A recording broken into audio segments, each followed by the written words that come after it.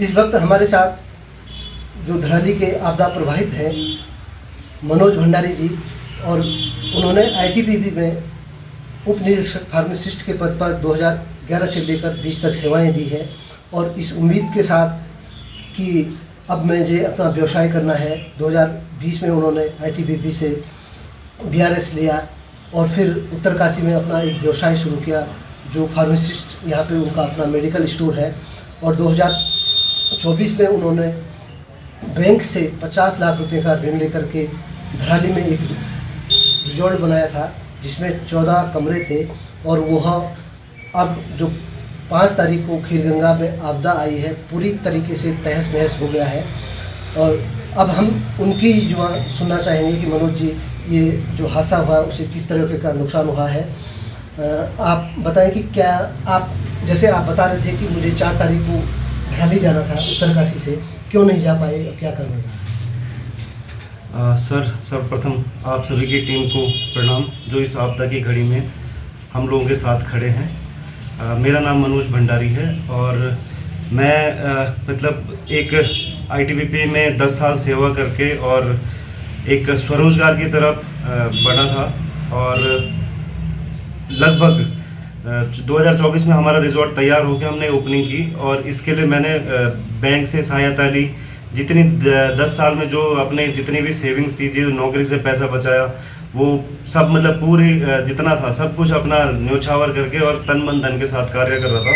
But ये जो 5 तारीख को ये जल प्रलय आया है खीरगंगा में, उससे मतलब वहाँ पे मतलब अब केवल यादें रह गई है, बाकी वहाँ के कुछ नहीं बचा, और पूरी तरीके से आप ये कह सकते हैं कि बर्बाद हो चुके हैं।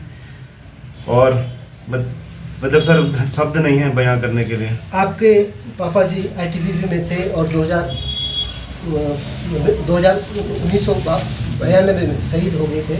तो पिताजी आप घर के इकलौते, जैसे आप बता रहे हैं कि इकलौते परिवार हैं, माताजी की पेंशन से भी आपने लोन लिया था। अब किस ढंग से आप आगे की राह तलाशेंगे?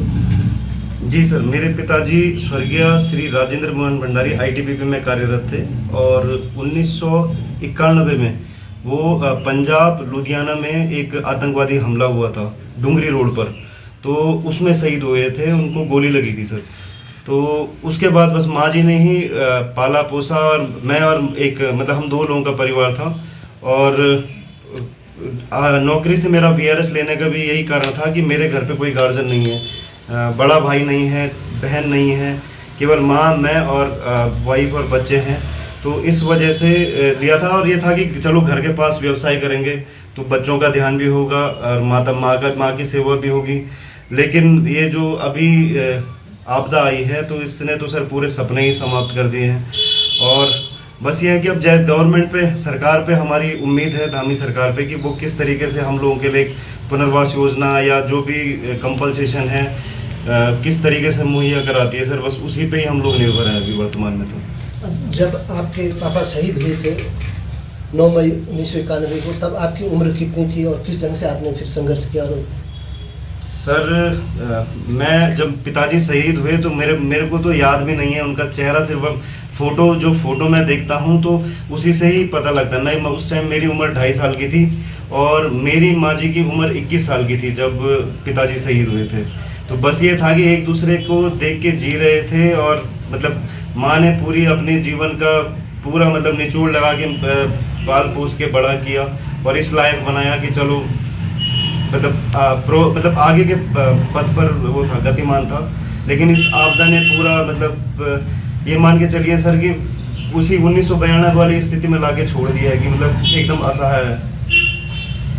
आपके जो धराली में रिजॉर्ट था, लगभग कितने लोग वहाँ पे कार्यरत थे और उनकी क्या स्थिति वर्तमान में है?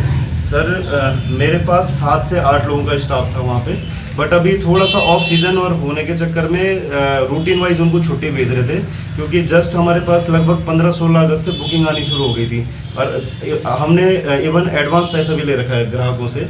15-16 अगस्त से वीकेंड है, लगातार छुट्टियां हैं, तो बुकिंगें थी।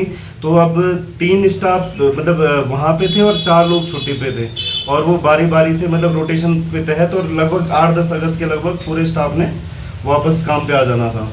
लेकिन यही है सर कि अब तो खैर कुछ बचा नहीं। यह है एक शहीद के बेटे की दर्दनाक दास्ता, किस तरीके से उन्होंने हरियाली में अपना स्वरोजगार किया था और बड़ी उम्मीद के साथ अब उनकी सरकार से उम्मीद है कि वो किस तरह से राहत और पुनर्वास के कार्य करते हैं, उसी पे उनका पूरा जीवन आगे का निर्भर रहेगा। मैं अमर उजाला डिजिटल के लिए गंगाधर थपलिया, मेरे सहयोगी सूर्य प्रकाश नोटा, उत्तरकाशी। अगर आप ये वीडियो YouTube पर देख रहे हैं तो हमारे चैनल को सब्सक्राइब कर बेल आइकन दबाएं और Facebook पर देख रहे हैं तो हमारे पेज को लाइक करें।